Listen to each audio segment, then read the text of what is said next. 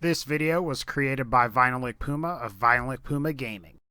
Warning: vulgarity awaits. What's up, guys? So today I figured I'd do something a little bit different than just another Borderlands 2 and the pre-sequel countdown. Not that there's anything wrong with a Borderlands countdown, but I do want a bit of change of pace.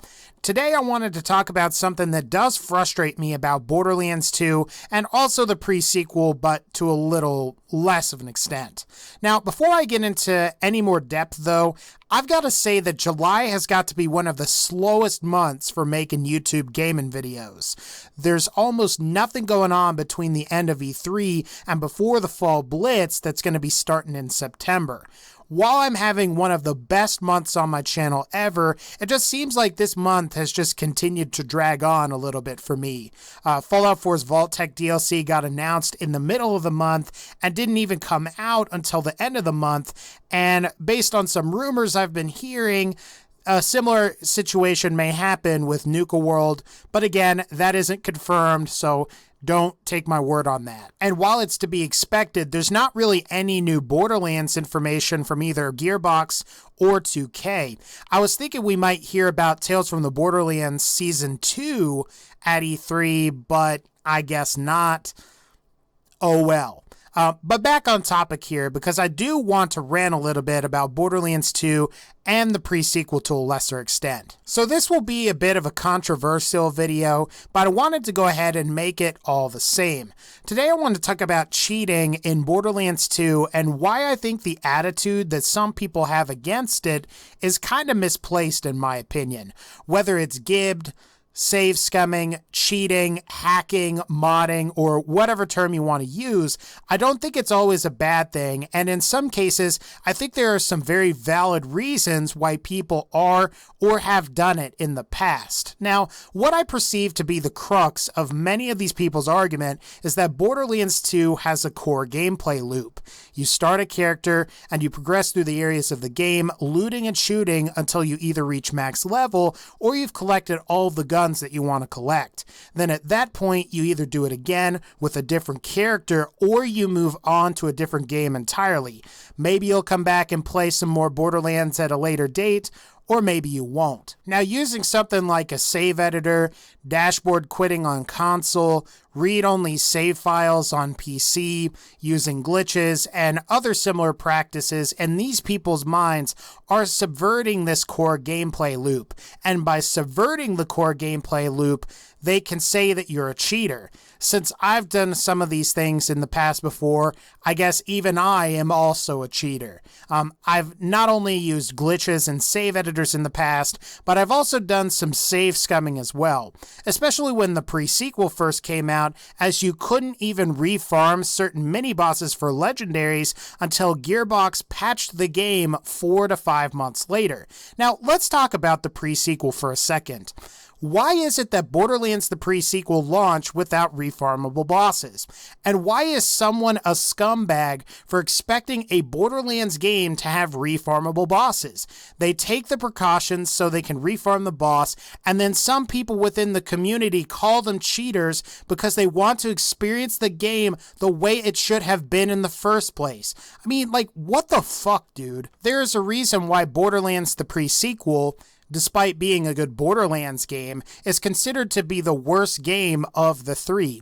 And the fact that you had people at the time using the term save scumming to describe what these people were doing is fucking bullshit, man. But I digress. We're here to talk about Borderlands 2. There are a lot of people, including myself, that play Borderlands 2 for the endgame content. Many of us have farmed and refarmed for our weapons multiple times, and quite frankly, I don't want to spend over 10 hours farming for a gun with perfect parts just so I can experiment with it on my character build. And does anyone honestly have the time with school, work, or whatever else you do to farm for a Jacob's Cobra with all Jacob's parts? You know, I guess it would be one thing if the Cobra was relatively common and dropped frequently in the game, but it's literally rarer than most legendary weapons. I look at it this way: if you're playing by yourself and you want to try a gun out, what is really so wrong with using a save editor to do it? In the case of some shitty weapons like the Devastator pistol, you might have actually wished that you used a save editor in the first place to figure out whether the gun is worth farming for or not.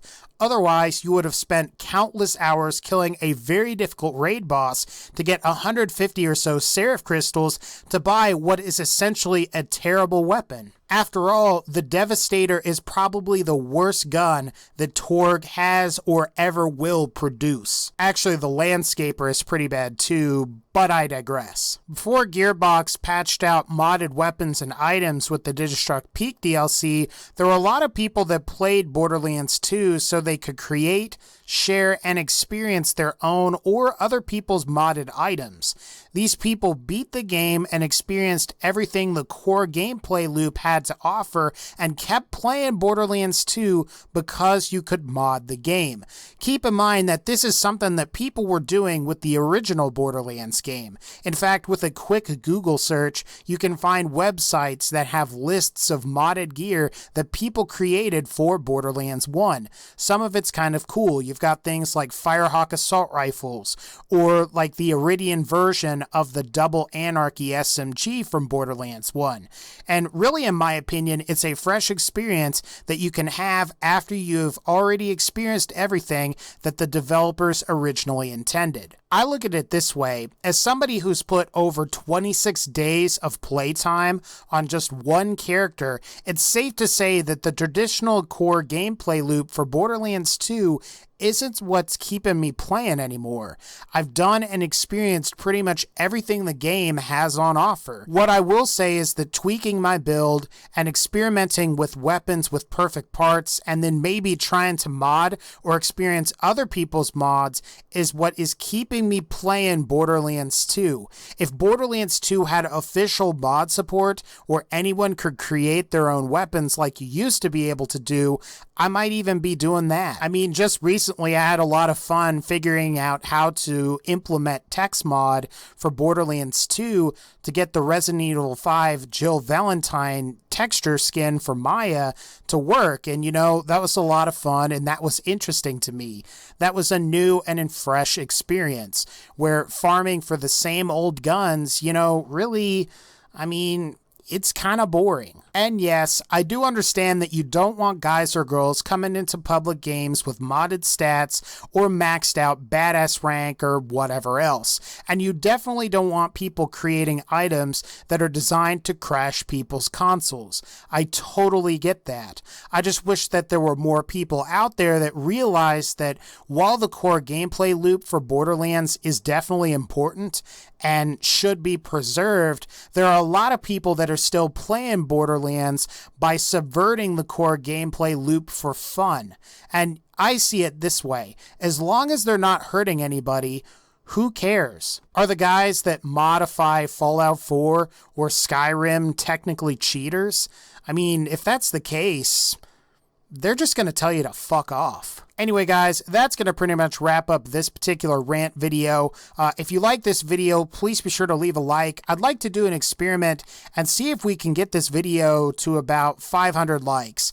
That would be pretty cool. If we can't, no big deal. And one more thing here, I also want to do another straw poll that I will actually have linked in the description this time. That Nuka World video, I didn't do that. Sorry about that.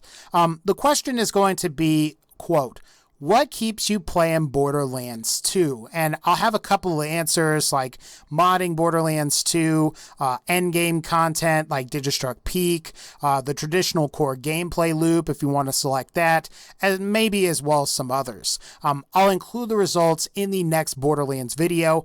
Otherwise, take care and I'll see y'all next time.